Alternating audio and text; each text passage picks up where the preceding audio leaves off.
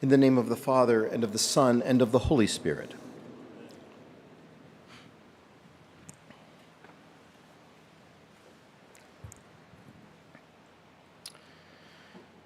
There's a professor at NYU, Jonathan Haidt, who's making a name for himself as the world's expert on smartphones. And I don't mean the technology of smartphones. Haidt is interested in the psychology of smartphones, what they do to the brains of the people who use them. He's especially interested in what happens to children and adolescents who use smartphones. What happens to their brains over the long haul, and what happens to a society made up of people who have brains like that. The Surgeon General wrote an op-ed in the Times just this past week, and he said, social media is associated with significant mental health harm for adolescents.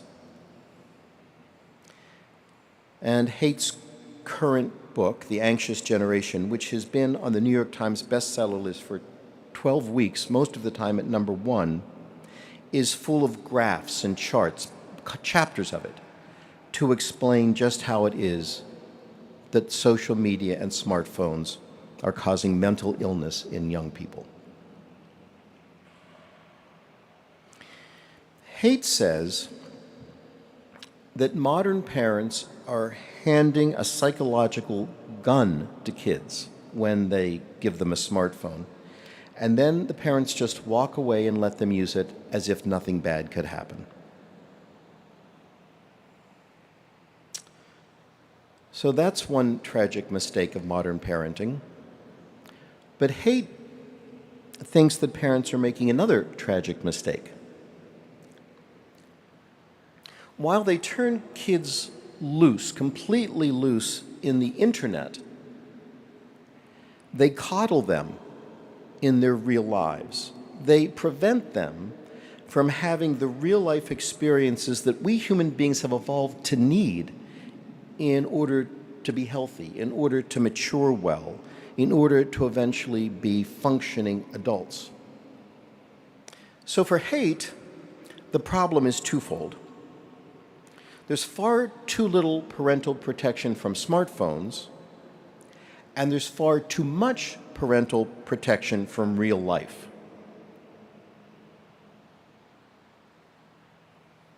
One of the things Haidt says, and this is the only one I'm going to really focus on today, one of the things parents protect their kids from is having to really deal with things that scare them.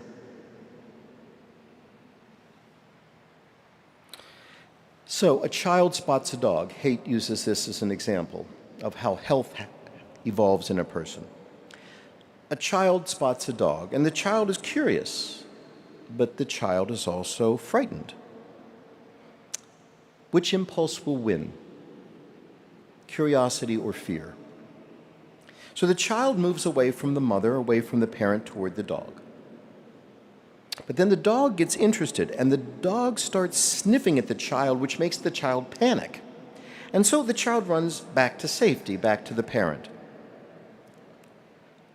But then the child ventures out again. And this repeats itself over and over. And the child learns that the dog is frightening, but not necessarily dangerous. I mean, we all know dogs do bite. But the child learns by confronting this frightening thing that dogs mostly don't bite. And the child learns, and this is the crucial thing, that you can't let your fears paralyze you if you want to actually live. But, Haidt says, children will never learn that lesson if they are overly shielded, if they live in some artificially safe world where nothing ever frightens them, curated for them by adults.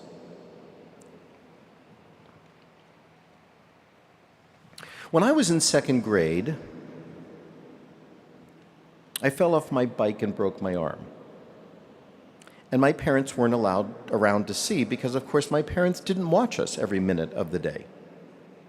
What's interesting is when I think back now, it happened to a lot of kids in my elementary school when we were figuring out how to navigate life. Do you remember signing casts? When I was a kid, I signed so many casts.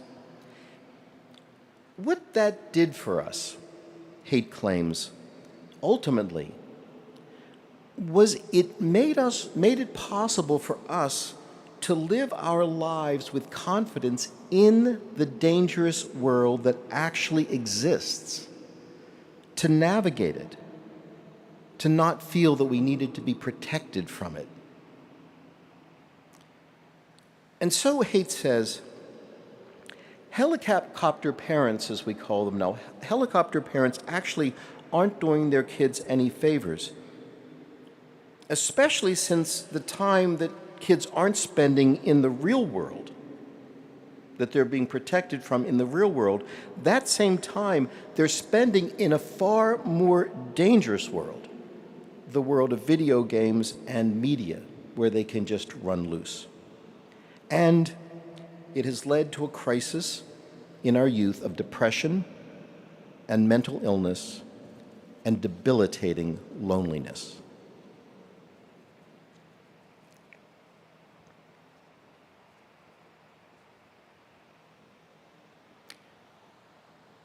Why were you afraid?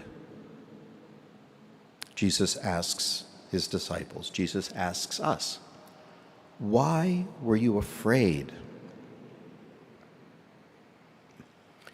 Well, there are two ways to read this story. One possibility is that they were afraid because they were about to drown. But that's not the only way to read this story. When they roused Jesus in their panic, they said that they were afraid that he didn't care about them. Not that they were going to drown, but that he didn't care about them.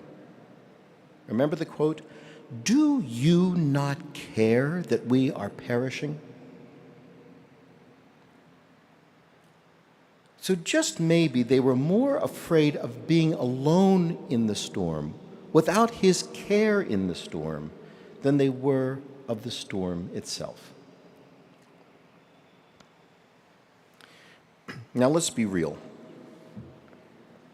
It is hard to count all the reasons we have to be afraid.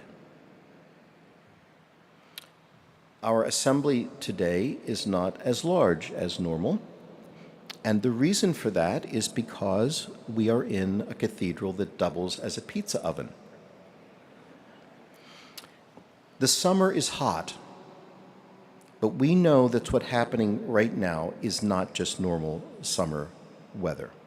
This is a symptom of something far more serious than summer, and we should be afraid. And there is still Gaza, and it is shattering the peace and the social cohesion of the entire world. I don't know how many of you read the paper. I think it was just yesterday that on Fire Island, that sort of gay mecca off Long Island, there are wars going on over the Gaza situation on Fire Island. And Russia has just crawled into bed with North Korea. And we may elect a man in November who idolizes Vladimir Putin and Kim Jong-un. They're his two greatest heroes. So there is a lot to be afraid of. The world is a boat, and the sea and the wind right now are like nothing I've ever experienced before, and I doubt that it's like anything any of us here in this room or online have ever experienced before. And to be honest with you, I am afraid that we might just drown this time. And what is God up to? Does God not care that we are perishing.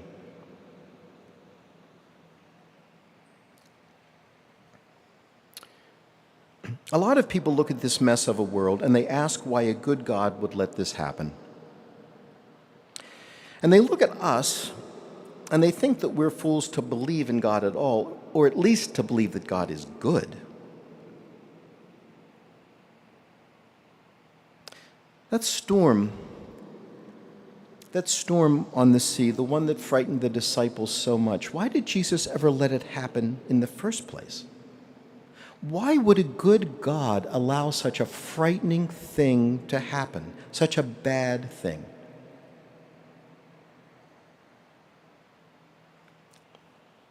And the answer, and this is not a very satisfying answer, is that Jesus did not and does not come to free us from the things that frighten us. The storms will continue to come, and Jesus will not stop them.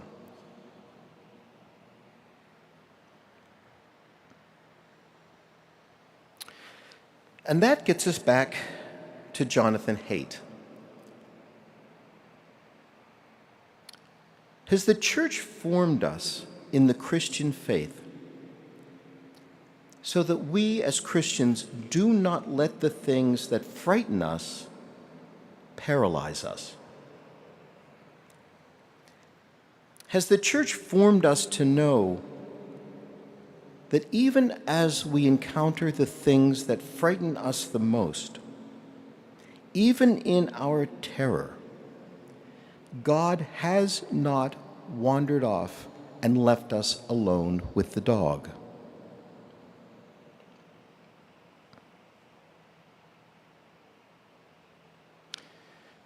We often say that the gospel is meant to comfort, but also to challenge. And part of being challenged is to be frightened. Think of all those times.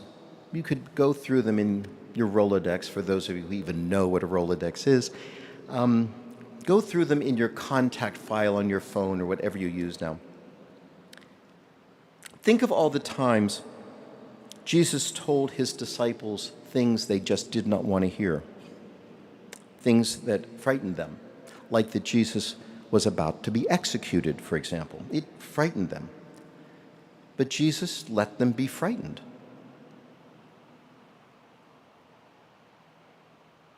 Do you not care that we are perishing? And over again, Jesus proved to them that he did care. Like the mother waiting close enough to care, but far enough away not to control. He did care, but he was not going to protect them from the things that rightly terrorized them.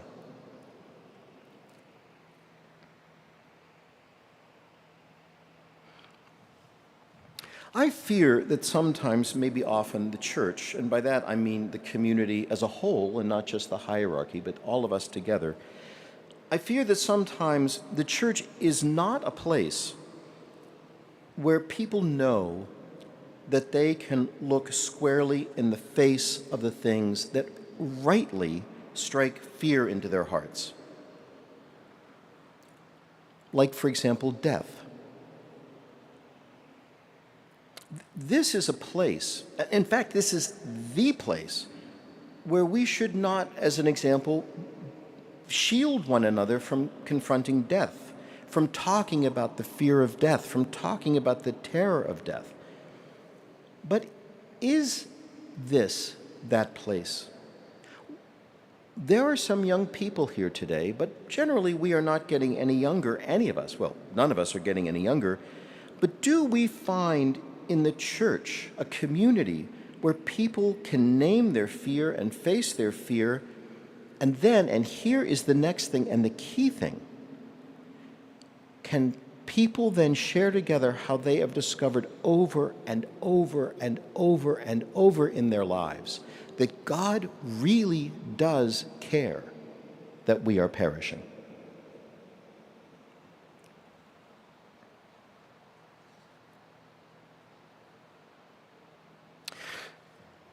So to wrap up, I'm going to go on just a tiny bit of a tangent. Something else about fear. Queer people, LGBTQ people, hard as this may be to imagine in 2024, have more and more to fear now, not less and less. And we really should be afraid. And telling queer people like me not to be afraid, for the church to tell us not to be afraid, would be spiritual malpractice. This afternoon, all sorts of LGBTQ people will come to this property. And I can tell you, it is a miracle that they will come to this property, because a lot of them have been wounded in places like this by people like us. And so by simply coming here today, they are drawing near to something that frightens them, and it should frighten them.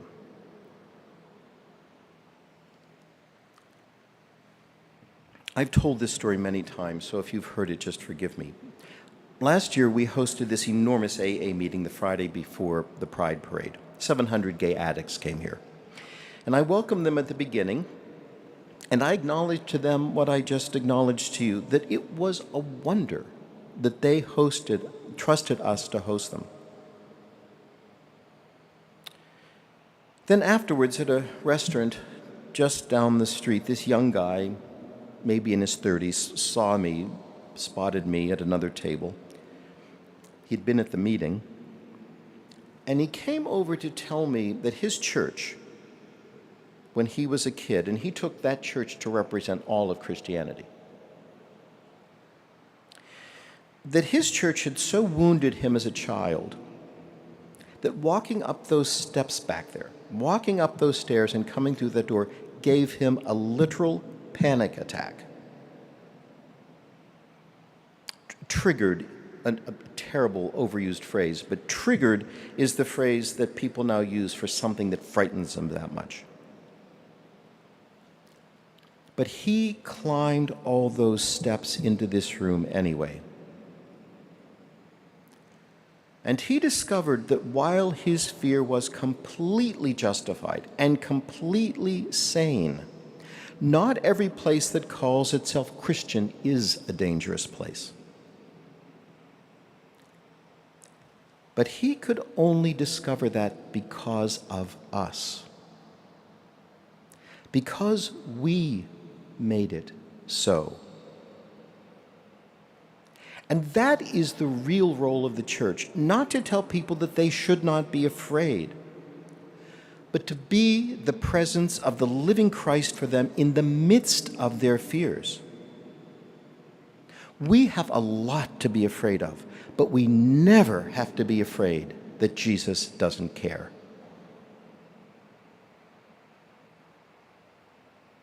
Do you not care that we are perishing?